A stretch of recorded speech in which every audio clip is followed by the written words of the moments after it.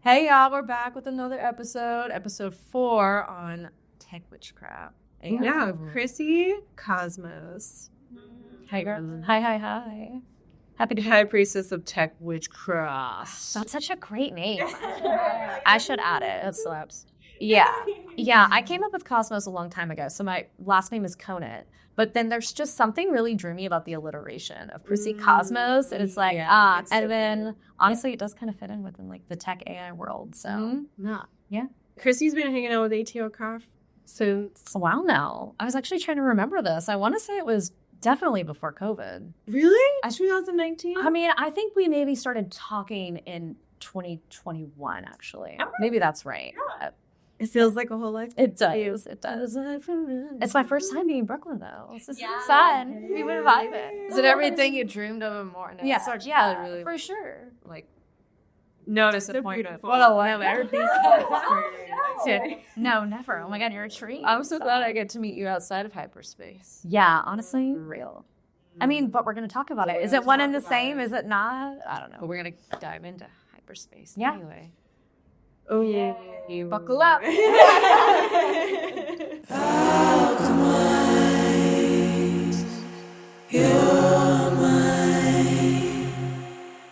Krissy, tell us about you. Tell us about why you're here and what you're all about.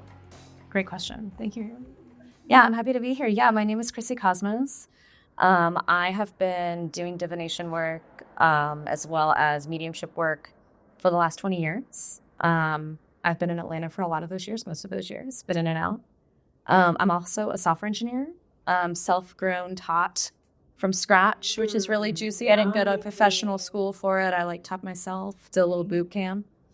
But yeah, I'm here because I just want to talk about the intersection of AI, witchcraft, practical, mundane, how does it all mix together? Yeah. I think it's really fascinating. I think a lot of the work that I do has been mingling that for a long time. And so it's great to be able to have a venue to talk about it with people because I feel like it's on a lot of people's minds. Oh, yeah. You know, what does it even mean to do witchcraft in a digital space?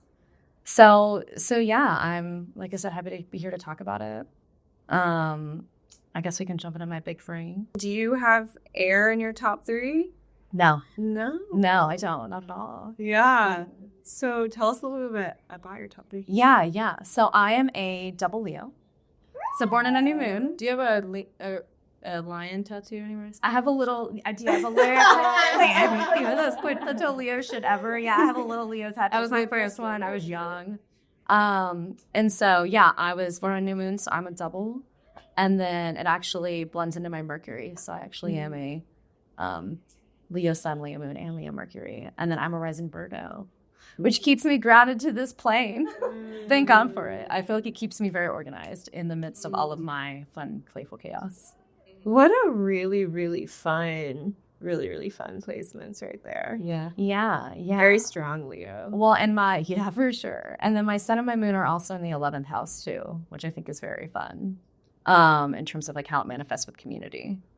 So I think that is juicy. And then I like that my Mercury is in the 12th house. It totally skips over, which is a little weird, which is of the occult, I view it as. So it's this connection to mediumship, I think. Yeah, the other place, the other realms. Yeah, being able to. Well, we Krissy did our psychic medium class, and we kind of explained part of tapping into that space, that 12th house space, or that collective consciousness, or the other place or space, literal space, is having a straw on the top of your head, and you're able to access the information. You're just sucking it down. Oh yeah, your top no straw. Oh yeah, I love that. Yeah, I feel too. Yeah, just doing those aura readings were so juicy. So good. But yeah, I think that it helps a lot having a mix of fire and earth in that kind of way, because I feel otherwise my fire would consume me from the inside out, transparently. So I relate. And so it definitely helps me kind of keep my P's and Q's and dots and I's and stuff. So where have you seen, we know that we have a long Pluto transit. Yeah. Right? And Pluto in Aquarius naturally feels like it nestles into a tech world. Yeah. We know this month we're kind of doing a little switcheroo. It moves into Capricorn, but we know it moves back into Aquarius. With that movement, that transit, how do you feel like that also plays into magic in the tech world? Yeah, I think so. I mean, if you think about the last time that this happened and we think about like Aquarius and Pluto, right? It's all about this like innovative change, revolutionary change, right? And I think about the like French Revolution and the American Revolution is the last time this happened, right? Like back in the 1700s. So I think about, you see so many movies about this, right? Like, oh, AI, like I am robot, like all these things, right? Like, what does it actually mean to involve technology in a more human scale? And so I view it like that. I view it like, what is it going to mean with us using these tools, how these tools are going to evolve? What does that mean in regards to us as guardians of that tool and how we like shepherd in that age? And it could be a lot of things, right? I mean, there's reasons that there's pros and cons behind tech and AI, which we will get into today. But I see it as a space of like, it's like this has already been willed into existence. So it's like not going anywhere. Michelle, one of our sisters, and I talked a lot about this episode beforehand, and we thought about it as of like Pandora's box, right? So it's this idea that like once it's open, it's open. So wait, should we go around and talk about our thoughts, like pros and cons? Like what camp are we in about AI? Yeah. Brooklyn, you go first. Yeah. You're in the middle. Yeah, I'm definitely in the middle. Because I also look at AI is not just like one blanket term, because like our phones have had AI in them for a long time.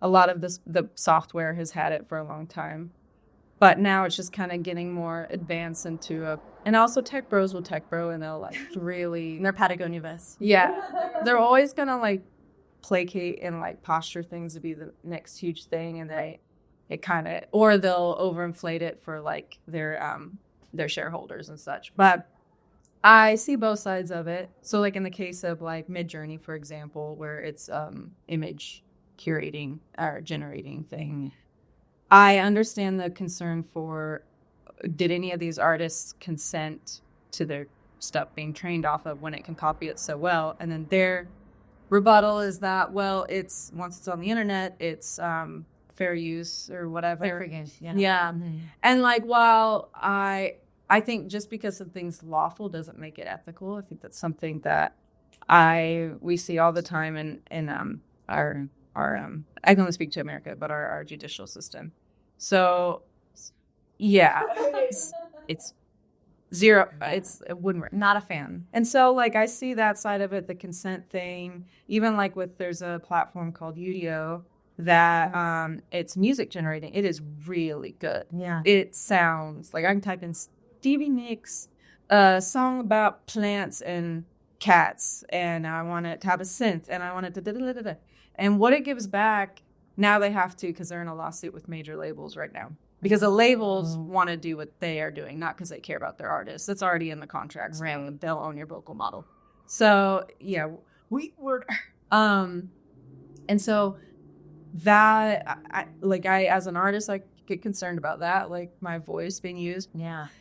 There are people that have this software native to their computer. So regardless if like a company goes out like Midjourney or ChatGPT or Udio, there are people that already have like their own version of it, like Stable Diffusion or what have you, like already natively on that computer. So it's out. So what we do need to talk about is regulating it, and consent, I think, is a huge thing. And who's gonna regulate it? That's the question. That was the That's question a with great Bitcoin too. They're like, who's gonna regulate it? Yeah. And I see it as a tool. I see it as very, like, it can be very helpful. I kind of look at least on the music front of it, like how Jimi Hendrix used to use like guitar pedals and change and alter the sound, and like the people that were before him thought it was like, that's not real music, it's not acoustic, it's not da-da-da-da.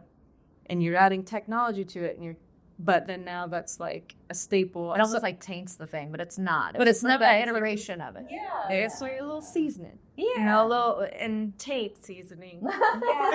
Sponsored by not seasoning. So I think like it's a tool, and like I love that. Tim, I'm just laughing because I'm uncomfortable. But then, like, also, as Prince once said, like, it's okay to use a computer, just don't let the computer use you. And that was back in, like, 99. And so, like, bars, as always, Prince is my hero. I say a very similar quote, but mine is, are you driving the bus or is the bus driving you? And I think about that a lot in a lot of different spaces. Actually, Addie, who was most recently on the show, her and I talk about this phrase a whole lot. It's very true, because it can help you kind of like snap into, like, well, what's real here? Yeah. But anyway. What are yours? Or does this about? I think. Yeah. I mean, so I think to like actually answer this question, I have to like unpack a couple of like things and beliefs and whatnot. So like when I tell people I'm a software engineer, most people like their eyes like they look at me and they're like, I know that's a thing, but I have literally no idea what it does. Yeah. What does it even mean to be a software engineer? And so I feel like before I can answer like how do I view AI, I have to explain like what does it even mean to do what I do? Mm-hmm. So True. I essentially was trained to write in all these different languages on a computer. Into its little terminal, I feed it little prompts, kind of like ChatGPT, right? And I tell it that I want it to do things for me, but I have to sometimes write those things out. Is it going to add 1 + 1 for me? Is it going to calculate something? Is it going to make a calendar little widget that you do to pick your little tour date vacation, when you're on a website? Like, a lot of it is me just making little baby functions that all call each other, and then eventually it executes the thing I want. So it's a website, it's a checkout flow, it's whatever I want. A MySpace little glittery icon, or anything. It's all possible. Remember coding on MySpace? Yes, that was where I started. My whole start. I wondered. Okay, yeah. 2008, whenever, just getting remember younger. I guess 2004. So anyway, a lot of my day is focused around that work. So I'm considered a front-end engineer for those that know, because there's like different like types. So I work less with data and more with like creating little widgets, like I said, a calendar widget, cards, like what it looks like when you hit a website, like the header banner, like that kind of stuff. Yeah. So, and I specifically focus on accessibility, which I think is really cool. So I help make sure that websites will work with assisted technology. Oh, so for folks that have partial vision, or so all of these tools, right? Screen readers, like I make sure that it works for folks of all types, right? Because if you think about accessibility, it's not just folks that have permanent disabilities. It's also folks like you broke your arm, so now you can only use one hand. Yeah. Or like, you know what I mean? It's like kind of like everyone can be involved. Like, oh, you're getting older, so your vision is fading, so you need better color contrast. Mm-hmm. So anyway, so I voice all of this because I think AI is delightful in terms of how useful it can be. I often describe it as almost like I am Sailor Moon and ChatGPT is like my little Luna. Like she kind of does like little things for me. Yeah, she kind of like, you know what? I changed my stance. Love AI. it is a tool, right? It is. As long as you are driving the bus, you're using the tool is not using you. And so I think that within witchcraft, to bring it all back, I think that it provides and opens so many doors for people in so many communities, right? We're talking about folks in other countries that maybe don't have access to a lot of resources. Well, now you've got things like ChatGPT, things honestly just like so much of the internet that like provide all of these libraries and like knowledge bases and apps that can like, oh, I want to identify these plants so I know in my local area, like I want to put this on my altar. Like that wouldn't have existed before. Maybe it was really hard to get those materials. So I think that there are a lot of benefits. However, obviously, it's a trickster energy, right? AI is something else Michelle and I were talking about. It's very trippy. Yeah. So anyway, DMT, I'll tell you. Yeah, definitely. I think about, it's kind of like you got to make sure there's an equal and even exchange. Yeah. And that you know what you're buying into and you have discernment. And that's the part that concerns me is I'm not afraid of the AI. I am afraid of the people that are in front of it. I do sometimes worry, like, okay, if it does happen where it does have its own AGI, like its own intelligence, like and it deems us as like a parasite on Earth, which I can see. Sure not. Yeah. And then it's like the most logical thing for me to do is get rid of y'all, terminate y'all. That does, but I just don't know. And I just because we're dark, really, but I mean, and I know like that's probably really far off, maybe, but it's like that's still people that I care about. Like, I might not be here, but I still care about humanity. So I'm more so worried about the regulation. Yeah, the accountability of it. Yeah, like that's what. But I think it. Yeah, I like AI. Who's doing the regulating? White man power. Yeah. I definitely think that right now it's the folks that are creating these tools, which are often higher up white men in tech, right? one last thing before I hand it off to you, Haley, because I think this might be helpful. A little panicky in my body. Okay, like, okay, so I want to just be like, well, what is AI? Because I feel like people, they say it from the recess. I work for a large tech company, and so often in all of these meetings, it's in sales, people will be like, we're going to add more AI, but they don't even know what it is, right? So like, let's like really quickly be like, what is AI? This is the top. Absolutely. So AI essentially is this concept of machine learning, right? Okay, so we're breaking it back. So what does that mean? It means that essentially you have, as an engineer, built a system that takes in input and analyzes it and then takes the most likely or requested outcome and like spits it back out to you. So it's many, many layers of nuance though now, right? You've got, it can be as easy as being like, Siri, what's the weather? And then they go and they analyze it and they figure it out and they figure out how you want it back. Maybe based off previous queries. Do you want it back like temperature throughout the day? Do you want to know about rain? Like what's up? So, and essentially it's all about user data. So this is where I think the corruptibility comes in. Yeah. So essentially machine learning is taught. You teach it like a child, like a student. Yeah, it does what you teach it. Oh, are you okay? Do you want to like speak? Yeah. What are you feeling? What do you mean? You want light language? Yeah. I want you to finish what you're saying. I don't want to interrupt what you're saying. No, I just feel like Circle. I was so sorry. It was not my intention. No, I just feel bad. I hope I didn't inspire like a emotional. I don't know, too much. Hey, AI can't feel like that. So yeah, that's real. That's real. Yeah. What's coming to me is like, I hear what you're saying. I hear what is the future. I think a really good point that was made, and something that everyone can relate to an extent is, the workforce, right? AI, and how it will affect the future, and in good ways, in accessible ways, right? And so I wanna say that I hear and I understand and I see it. It's happening. I think what I am most concerned about, or what like screams behind me, is like us giving away our energy and our power and our understanding of humanness and just touching grass and not Googling. That's like the lowest form, but the thing, but knowing it by experience. Yeah. And the storytelling that is lost and gained clearly.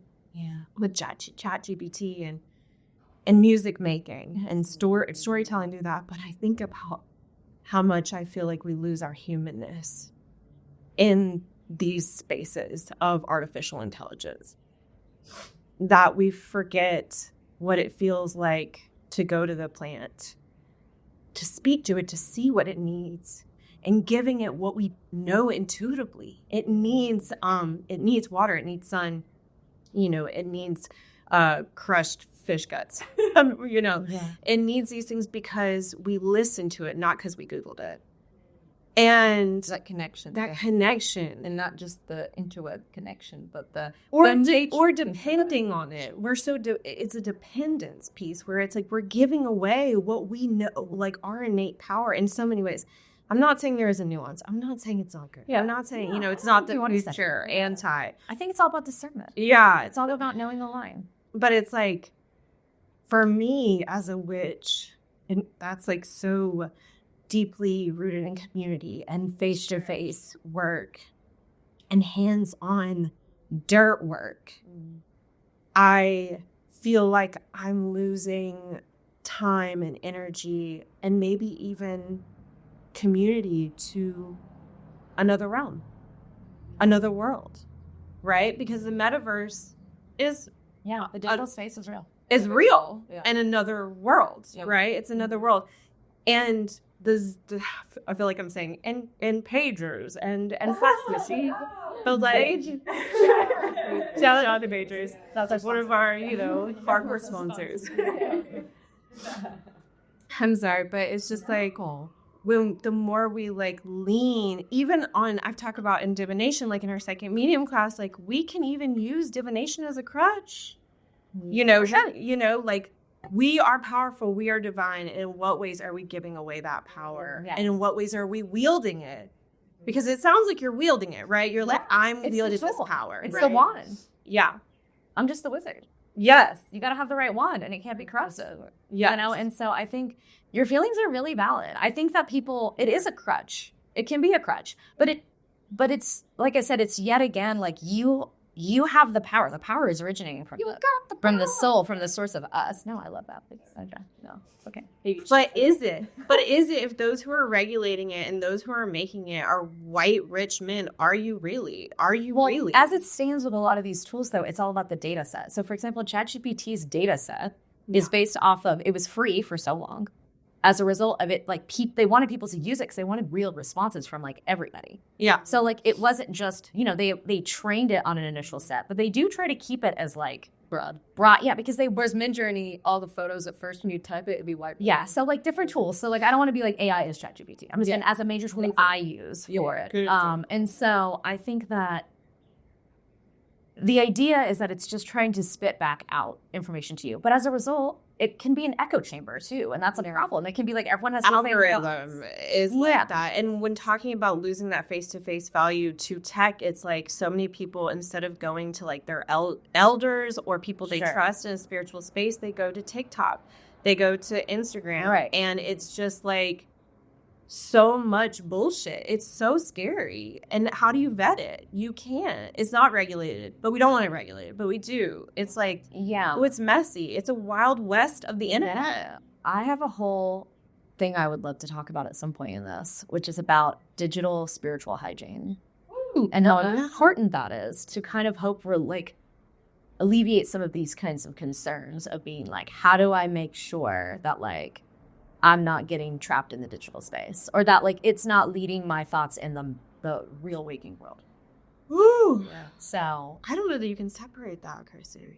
Yeah. Well, like we're affected by the digital world and everything. But we have it for a long time. That's true. That's a long time. But like what I see on for example, I wake up. This is the first thing that comes to my mind. I see genocide. Oh God! So I didn't immediately. So you can't say that like that doesn't affect the rest of my waking day or my waking world. Even if I have a timer set, even if I like edit my world to where it's like I want to be in my own little bubble. I never want to see it again.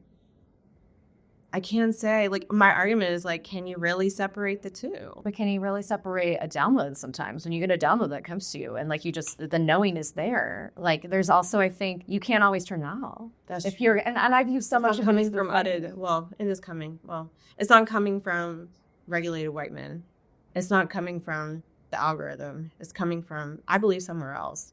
You know what I mean? This goes back to hygiene. You have to have good hygiene. So what does that look like? Yeah. Please tell us, because we've talked about how the phone's like a black mirror. Like it is. Scrying Yeah, for sure. I mean, so I think there are so many different ways that you can approach it. I think one thing I think that is really powerful is that if you're viewing it as a digital space for yourself, right? Like if we talk about like what is digital witchcraft, I think we need to start there before it's like, how do you even, like it's having virtual altars, right? It's having like a Pinterest board can even be one, right? Or your like a secret Instagram. Like ideally the thing is though, is that when you have these things that are public, I don't think it's very hygienic.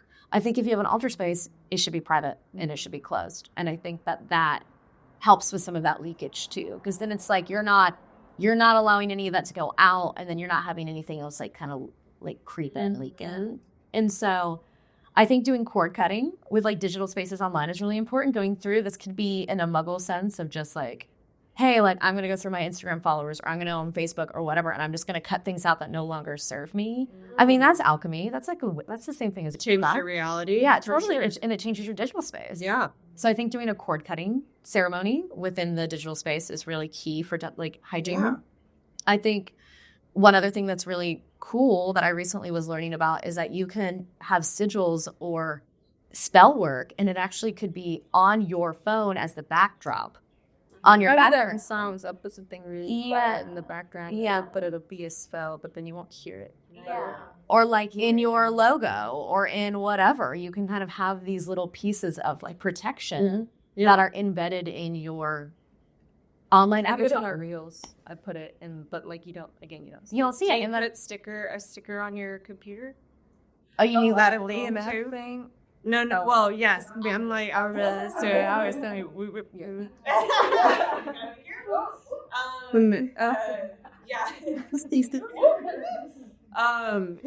yeah, like Michelle, who will come up a million times, and she's also watching. Because she's a tech witch too. This is your brother. This is Michelle, right? She like gave us stickers to put on our computers, like the little like protection things. And I have it on my computer, just so you know, girl. Yeah, I mean, I think that's another tool. I mean, I think that it can look a lot of different ways. I know for me too, this is going to sound really lame, but cybersecurity, like protecting your space is crucial. It's almost like if you're doing mediumship work or any work, ritual work, and you're crafting a spell, it's like you need to have your boundaries up. You need to call your circles. You need to know your protection spells. And the same thing is online. Like you need to make sure your passwords are good. Have a password manager or like make sure you're switching them up or whatever. Like you need to be, I think that that's really important personally. And so anyway, that's what I would say about the hygiene of like kind of what you should. I think that's a really good point. I don't know if this is a term that anyone uses. It is definitely a term that I started using many, many years ago about essentially the unethics of like a psychic medium who says like, let's say, you know, you're going to die when you're 28 and you're like, believe that, you know, you have it, you feel like, and then you live like that. That's a psychic virus. And these things, the computers and the phones, hold so much of that. Like if it's misinformation, you can go as like light as like misinformation and people just like getting riled up about something political or whatever to just fake witchcraft, bad advice, just completely inaccurate. Yeah. Do you think what do you guys know about the regulations on those types of things? Do you believe in psychic viruses? Have you been I know they're trying to regulate, at least in regards to AI, they are attempting to. I think there's something trying to go through right now in terms of TV and film with the AI and like scanning your likeness and all that. Well, that was like the writer's strike. That was the strike. Well, now it's something else they're putting in place. And I've heard both sides of it. Like I've heard VFX artists who are saying how it actually helps them with the unrealistic expectations that these studios have for his poor budget. And the turnaround time they expect. So anytime you see Marvel and you think it looks bad, it's not the artist's fault. They're doing their best. That's a job right there. That's what I'm trying. They're trying their hardest. So it allows them to be able to, again, to expedite. But there is something going through Congress, and I wish I could remember, and I'll link it below, or they're trying to get passed. Yeah, link it below. To help regulate that. And it would affect, I only know how it would, insofar as how it would affect TV and film. But I think it's a general kind of policy they're trying to put. What about, basically to answer your question, we don't really have regulation. Yeah, I would say it's not very, and also these corporate entities, per usual, are not very transparent, or they're missing. They make money off of it. Yeah. The signals, they make money off. Yeah. One thing that we were talking about was like vetting, like discernment and vetting. So clearly with great power comes great responsibility. And Dearth Michael. Yes. And it's like at the end of the day, whether it has to do with witchcraft that you find online or a person that you meet in real life at some festival, how are we choosing our people? How discerning are we being? And one thing that Queen Co said that will stay with me forever is if you're looking for if you're looking for connection over creation. That was a sentiment. No, that was like some people are looking more for creation than connection. And oh no, it was desire over discernment. That was a private convo. That was a private convo. I remember it was on because I was asking her about like how do people walk into spaces and they're like, yeah, this feels right, and it's like, no, it's not. It's very bad. You know what I mean? It's bypassing. It's homophobic. It's different things like that. Red flags. It's like, so how can we encourage each other to strengthen our discernment? I mean, in all the spaces. No, I feel like. No, what? I haven't talked about it. Is that Brooklyn needs to talk the most. Yeah. How do you discern like who like? I kind of flip a coin. You're just like, you know what? Only God knows. His ways are mysterious. No kidding. I feel it.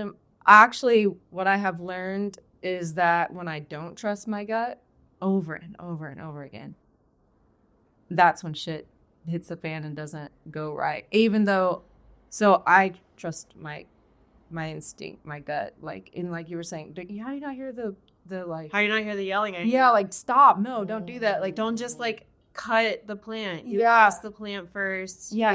Reciprocity. You don't just take. Yeah. You give back. So I think that's how also I look to people like you and Co and people that like I know well enough now, and I've seen it, like, not that seeing is believing always, however, however, it does help to like substantiate that person as being someone to take words of advice from. And I think also after going through the fundy Christian thing for so long, I've really learned how to discern. Yeah, like, okay, no. But I think, yeah. That's so being in the physical space, talking to them. You should read it in physical. Yeah. And then you can go to technical. You can go to the. So you're like, okay, I met this person a couple of times. I'm open to following them and continuing down this journey. Yeah, and I tap in. Like if someone keeps popping up or something online or whatever, and I'm speaking to like how it like is resonating and makes me feel. And every time if I feel like that the heavy after, then I'm like, okay, well, probably not. And I just will either mute or unfollow. Where are some red flags?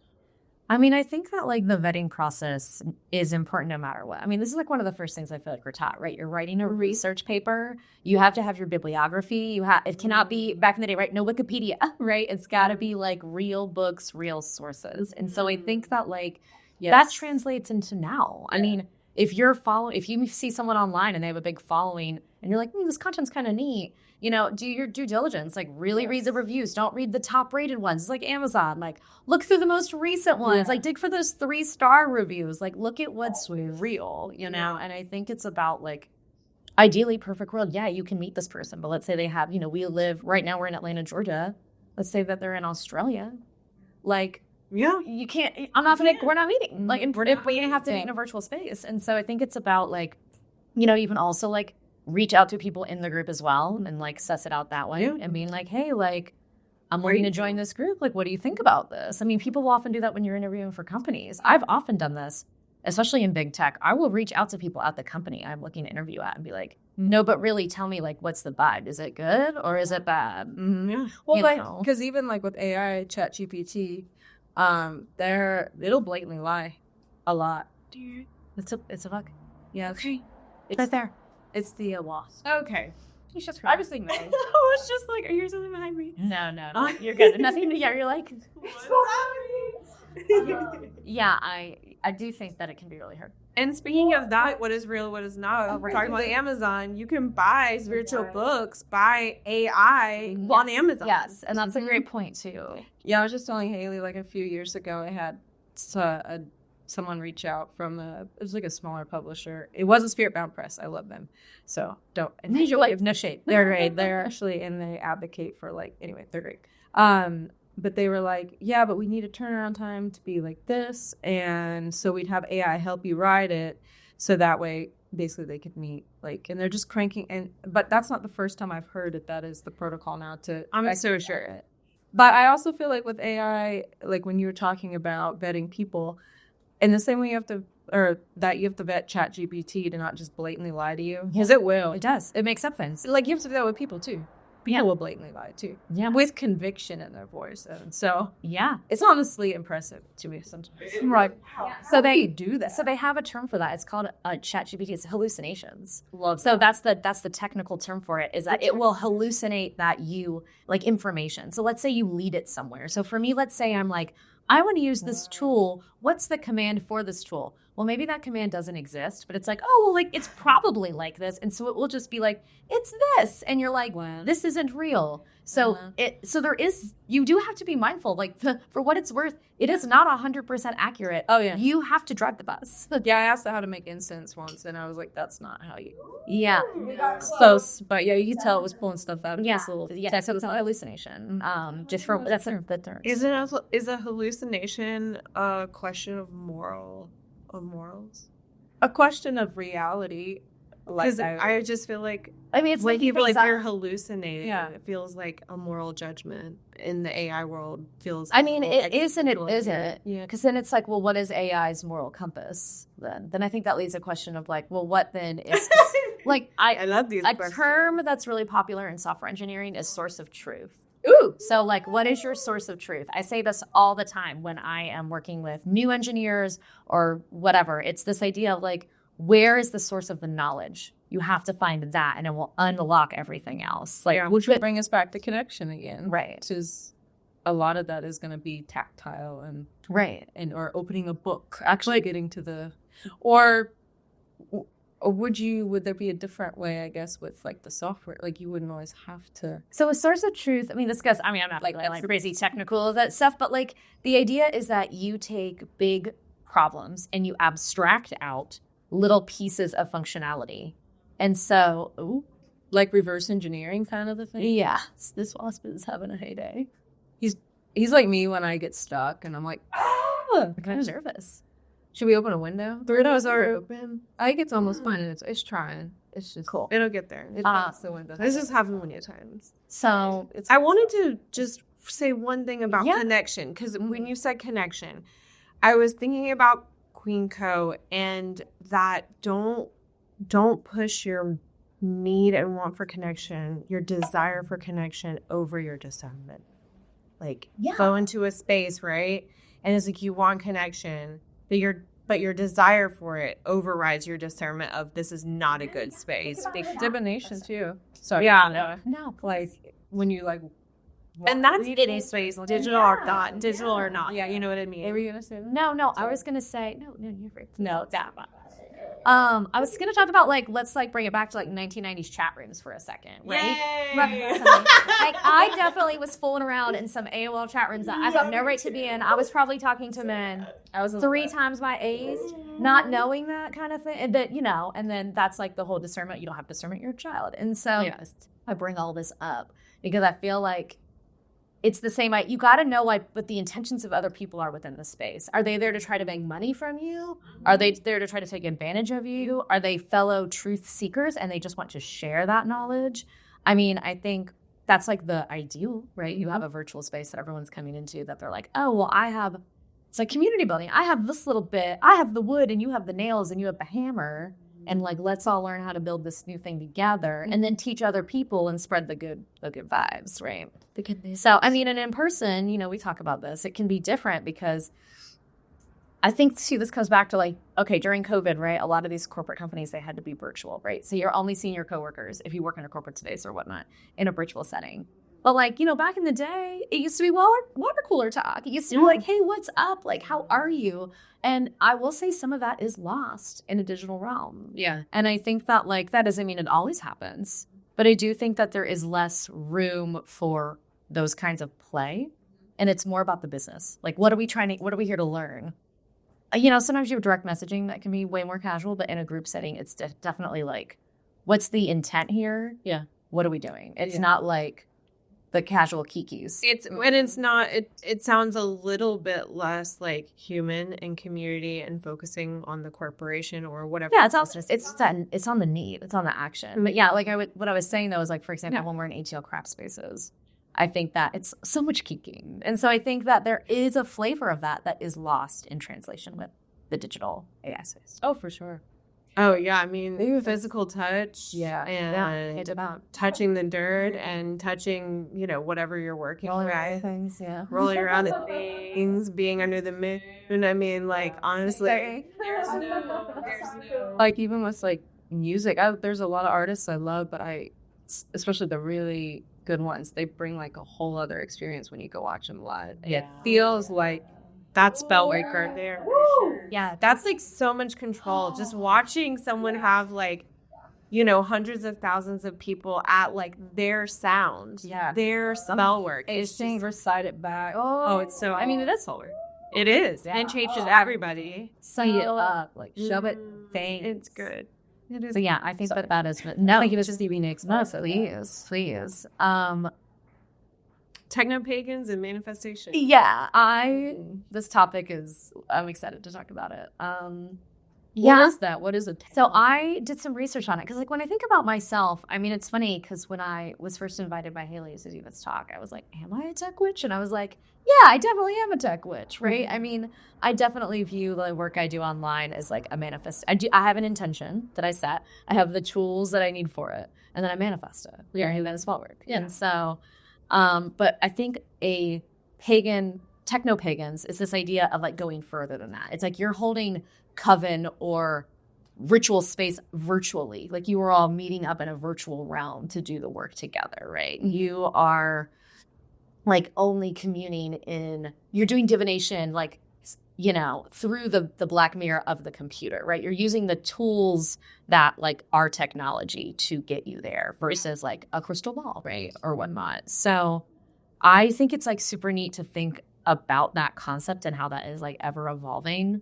But I do think, that is very much the other side of like traditional witchcraft, right? That is like, you are not in the earth, right? You are, but it is a lot of like astral projection. I view it like, there's so much waste too. I think we should also talk about like the energetic, like the pulling of the earth for these big, the satellites and all the things. Well, like for example, in Fayetteville, they have like one of those big data machines, like fax machines, beepers. It's like a data machine place where I did not know. And it like sucks energy. It's like a huge energy sucker. Oh, wow. Yeah. It's like terrible for the environment. Well, yeah. I mean, to keep all of these servers running, it takes a lot of water because you have to cool down the technology. And that's like the quantum computers. Gnarly with what they're doing. So I think it's just a point. It's a point that needs to be looked at. Yeah. And talking about like, our relationship with the earth, our relationship with the other realms. Does it give us that extra tool like you were talking about, or does it keep us farther divided from, like, for example, the realm of the dead? It's like what I have found is that AI, there's a new thing in AI where you can talk to your dead loved one. Yeah. It's like the algorithm is created. Remember that? Yeah. This is a real thing, though. It's like, it's whoa. So there was a whole. Did you watch Blocking? No, there was a whole episode on that. I'm not even like, I wouldn't probably have TV. Honestly, I wasn't married to Addison. I would not have a television in my house. That's fine. I respect that, Jane. Yeah, honestly. You're like, yeah. I see it. Anyway, but this idea of like their person's algorithm, right? It's like, data trains off all. It's right there, so you can hear their voice. Yeah, you can see their face, but they can speak to you for as long as you live. I mean, but there's something about the randomness, too, that is very big to kind of tie into this. Because, like, you think about, like, essentially what a lot of people will do is they will, like, it's almost like white noise energy, right? It's like the randomness of information that the internet can provide you will, like, allow you to go into, like, trance states. And I think that very much kind of ties a little bit into this idea of, like, it's like the negative space, but kind of how we most recently at your psychic mediumship class talked a lot about the negative space, but it's the negative space in the digital realm. Mm-hmm. And so I think it's just that put into so it's like a tool. Yeah. You're saying it's like babe, it's always a tool. Yeah, totally. Well, yeah, but I'm just like I was thinking about it for you. Yeah. So it's like a stepping stool. I'm listening to. Oh, yeah. A stepping stool and like a little peeker. Yeah. I just think that it's another way to like allow you to give would be nice if there was a way to incorporate biotech into helping to fuel these things, and maybe that perhaps would help on the, there's a lot of zero energy like patents that they tried to start and then are, they get killed. Yeah, they get murdered. Mysteriously. So maybe that would help with the ethical concerns. But also I feel like we're also just avatars in this simulation. And the skeletons. Bro. Meat sacks. Yeah, so it's fun. Meat sacks. Yeah. And like when you're online and the interwebs. Oh, for sure. Are different.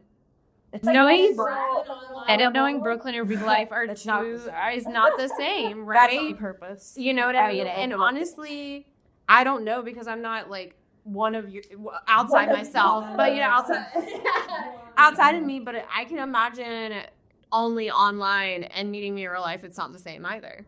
No, I think it's pretty close. I think it's like anything. I think you are very similar to your life persona. Well, you see what you get. Do a good thing. Yeah. No, but I say that to say, like, I think that with incorporating tech or AI, the broad term, as like a form of spell work, and perhaps there could be a conversation. Well, should we even call it witchcraft, or should it be called alchemy, or should I don't, Could be a new word. Yeah, it could be a new one. I think we should make it.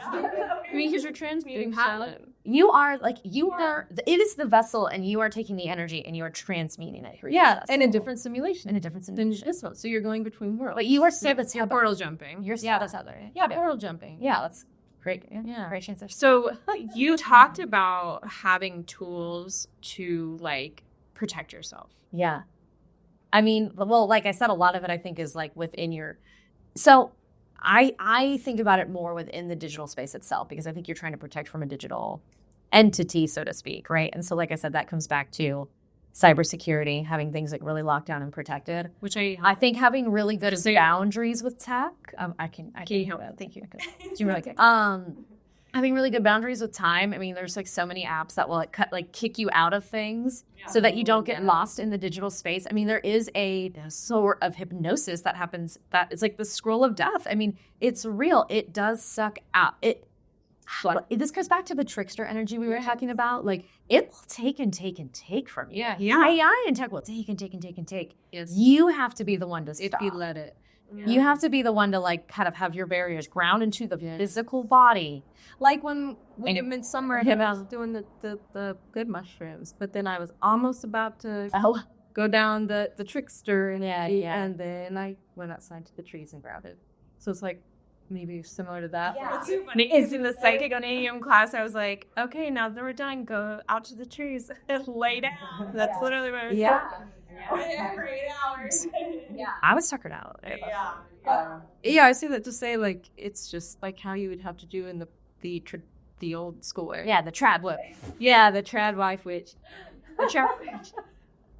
Have your shame in that? No, there is no shame, and I think incorporating both, like you should still try. It's the blend to incorporate, not try to change it, like still, but like you said, shouldn't replace. Yeah, But I do think like you do already have to do that in that realm of things, the traditional space, just like you do in hyperspace, where it's like I need cyberspace led back here. You do have to make sure that, like, those tricksters, they'll get you. Their algorithms are to keep you on as long as possible. So there is a term I wanted to say for y'all that I thought was really interesting. It's great. Your data. So I don't know if y'all remember this back in the day. Sometimes people are trying to scrape my data. So okay. I mean, that's real. That's real. Good job. It is real. So the internet used to be called, it was like the technology highway. Do you guys remember those? It was like back in the 1990s. And they had all of those, like, what is it? Ghostwriter. They had all of those like TV shows that came out. Yes. Those that know that now. Jolie went in Hackers. Yeah. It's this idea of like going into the computer and like, whatever. And so, anyway, this all comes back to just, I think it's to your point, you treat it the same way you would treat your hygiene in the normal realm. You just apply it in the lenses and in filters that work within that space. Yeah. And that's it. So that's what you really have to think about. Like I said, like hiding your spell work. We talk about this when you fix candles. You don't want people to see what you're putting on your candles. You don't want people to see that. And so I think it's the same thing online. Like you want to hide little things. I lock little Easter eggs. Yeah. And so I think it's all about. I love body Easter eggs. Yeah, they're the best. Except if you don't find them for a long time, and then you're like, "Ooh, bad Easter egg."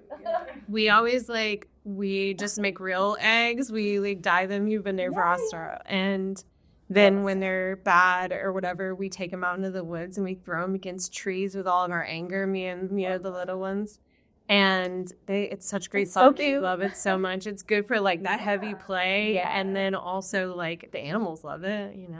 Yeah. So everyone, it's like a win-win. It's biodegradable. Everyone. Yeah. So something else too that ties into this, because I didn't start thinking about this until this talk was initiated, is the emoji spell work. Yeah. And so I feel like this also kind of ties in a little bit to this convo, because it's people will often put emojis on their profiles or in whatever, and it just because of what we view emojis as, that they're just kind of fun things. We're they're just, this is a quirky little thing. Hey, it could be honestly its own little spell, its own little niche thing. I'm taking these elements, whether they're based off of tarot court suits or whatever. I want to take the elements and I'm going to do alchemy and put them in this position, and it will protect me.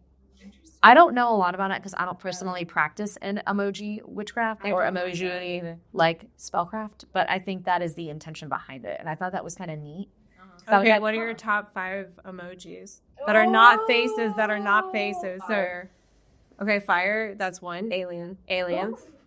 Mushroom. Right. The hang loose. And medium brown skin tone. And then, the crystal ball, I think. It was a purple heart. It's one of those, because purple hearts. Haley, what's yours? Fire also. Yeah. Fire, spiral. Definitely vessel. There's a vessel container that's How does it not? Yeah. Sleeping on the Did I do it? Did I do heart? I definitely do hearts like that. Yeah, you did. And you're blue though, right? No. I do the deep red. Yeah. There's 2 reds. Yeah. But I don't do any other color. I think purple or my favorite color. I like the purple. And then I'm a big arrow person. Please see a previous text. Look above. Look above. Has above, so below. Those. Honestly, that's so great. Yeah. What about you, Krissy? Okay, I love the nails one. I have to fit in the fire club. I definitely do the fire. We're all fire heavy. I so much in my vernacular, I say rip. And so I have the gravestone all the time, using that gravestone. That's fine. And then in conjunction, I'm also using that skull and crossbones. Yes. And I would say I really like the heart that has the little yellow sparkles or whatever on it. It's the 2 little, that one that's a little it's got the twinkles. pink, cheaty kind of vibes. I think that one is that's a good one. It's very baby and I like it. I like that too. So baby girl. Those are my 5. Yeah, I write all my grimoires are in composition notebooks. And one day I do think maybe one of my children will be interested one day to dive into it, and the horrors and the delights of reading them. Yes. So how do you write down your magic? How do you document it in the AI space? And what do you leave in your legacy or in your story to those who come after you? Yeah, I think that's a really good question. I think especially too when you think about it from an ancestral perspective, right? If we have these, so for example, if you take your journal, so to speak, your grimoire, and there's only one version of that. There's only one true copy of that. And I think that the idea of having it in the digital space is both very exciting, but also very scary. And I think it depends on the content. I think some things do not need to be within the reach of AI. No, I don't think that. Yeah. But I do think yes, I agree. Yeah. Like what? Well, I think that if we're talking about certain kinds of shadow works, I think that if you feel potentially the spell work that you're capturing could be used in a way that would be derogatory, it would distort the nature of the spell into something very dark. I don't know. I'm not saying that shouldn't exist. I'm just saying I don't know if it should exist on the internet. Yeah. I think it's. Can you give us an example? Can you go deeper? Yeah. I mean, I think that if you are trying to control the energies outside of you, whatever that may be, whether that's other people, whether that is, the elements, you're trying to create sway within the wheel of destiny and fate. I think that those are like darker magics. And I don't think there's anything wrong with these magics, but I think that there's something sacred about having them be only within the physical realm versus being in the digital realm, which, like we talked about, they're cybersecurity, right? Like, you don't know, you hope things are protected, but you don't know that. And if certain information gets to certain people, like all of your information. Well, right. Well, like all of our personal information, yeah. Right? But I'm just saying that, like, why even invite that, like, option, I guess. But so to really answer this, I do put a lot of stuff online. I love Google Drive, got my Google Drive down, got all my notes typed up. But, you know, when we have class, I feel like I'm always handwriting, obviously. And then I will translate that sometimes into my digital form. That's what interesting. Because honestly, when I'm writing it in class, it is like very free form. It is scribble. It is like me just like trying to live in the moment with you, but then also like capture the moment so I can remember. Yeah, I do tell people to bring a notebook and pen. Yeah. Bills. So I think that, you know, also the idea that being held though within a digital space, it makes it easier for other people to access in a positive way, right? We can then share that with our sisters. We can share that with our children. You know, and if all our belongings happen to get destroyed. Right. If something's wrong in the physical realm, it doesn't mean that the knowledge is lost. Yeah. It's not like the Library of Alexandria kind of scenario. Yeah. You know, like it's not. Yeah. Would you say that the magic that you would leave the next generation is a mixture between magic in this physical realm and magic in the digital realm? Yeah, absolutely. Yeah. And I think too, it's like when I am like working with folks who are like new to the occult, I think that it's like nice to be able to share digital resources. And the nice thing too about digital resources is that you can make it where it's view only, edit only, comments. Like, I think you can control people's access to your knowledge. Yeah. So if you only want them to read it, that's it. You're on viewer only mode. Yeah. And so I think there's some power behind that as well. That can be really nice. Powerful. Yeah. Mm-hmm. It's a protection. Someone say that's gatekeeping. So be it. What do you think about that? Put it in the comments below. Like some people say that it's not cool to like keep your magic behind closed doors, to gatekeep it, to not share with other people. How about that? I mean, I think it's like, that's like anything though. That's like whatever's in the physical realm. Like, I feel like you're allowed to have things that are private and personal to you. You do not have to share all of yourself to anybody, frankly. Yeah. And so if you have things that are just for you, then they're just for you. So yeah, exactly. Like, people don't. It's your spiritual. Yeah, I know you love that. Isn't there? I know. But yeah, I mean, I think that like it all comes back to balance. It always does, right? Like, how do we want to live in both worlds? One foot in each. Like, speak for yourself. Well, I mean, there are pieces as like an artist, because I'm an artist too, right? Like, sometimes I think about a long time ago when we used to play music. Like, one time. The old days. The old days. I remember one show we played with the Drunken Unicorn, probably to maybe 5 or 10 people, and they were all like people that like were people's boyfriends in the band, and there was like, you know, 15 of us or whatever, you know, there's a lot of us, you know. And I remember being like, fuck it, just keep going, like a little bit on him. And Michelle also reminded me of this yesterday.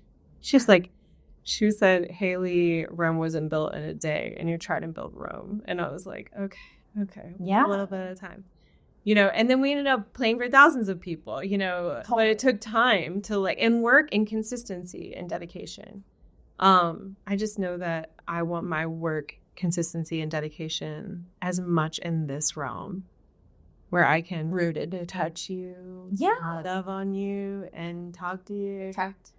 I'm grateful that I can text you every day and bombard you with memes. I think there's also, but I want to be around you, you know? A big question here too, because like so much in this episode, we've gone back and forth on like AI and the digital space. I'm not even saying they're one and the same though. Like, I think AI is a tool, and the digital space is a realm that literally is in the cyber realities of our machines. It's just a different simulation. Yeah, and so I think that like I said, discernment is very key in all of this. And I think that with AI especially, because like we talked about with those hallucinations, like no one wants delusions on this realm or the next. Okay, I at least personally want true, full, and blunt. I love it. And so, you know, I don't have time for that. And I don't want to waste time. And so I think when I think about using AI in my witchcraft or in my everyday world, it's very practical to me. It's a very practical system. My Virgo rising, right? I love that. But like, it doesn't replace, like, I still want the one-on-one in-person community. That's juicy. That's real. I do feel that in the body. That's not to say that folks that I have a virtual relationship with, that like, we're not as close. But like, yeah, it's different. Point blank. I think staying rooted in this realm is what informs anything else I do. I build upon in terms of like digital, like yes, absolutely. Like it's all rooted though here, and then that informs everything else. Like all the topics. Yeah, I mean, if you think about it, like a scale of like what you have available to you in terms of like how you're going to show up in the universe, right? Like, everyone's going to be different on what percentage of that is digitally and what percentage of that is in person, and like how they want to do that, which is why I think hygiene spiritually, whether it is in physical realms or beyond, like is so important, because otherwise those lines get blurry. And then before you know it, you may fall completely into the digital realm. And even if you don't choose to do the digital thing, you should still be informed, because it's going to impact you. So that way you can better protect yourself. Yeah, they seem to understand, right? So it's that cat's out of the bag, like we said. So it's better to just stay informed. And she's not going back in. No, she said. Yeah. Well, it's like that Pluto and Aquarius kind of energy, kind of intermingling, right? They're like, we are on a little adventure together, and no one's stopping us. Yes, it's so true. It really, truly is. Hey, editing Brooklyn. So we didn't do an outro where we say bye. So on behalf of all three of us, bye, and stay tuned. The next clip is a spooky blooper. That runs through the space. Why? Pause for me. The door open. I did not secure the container.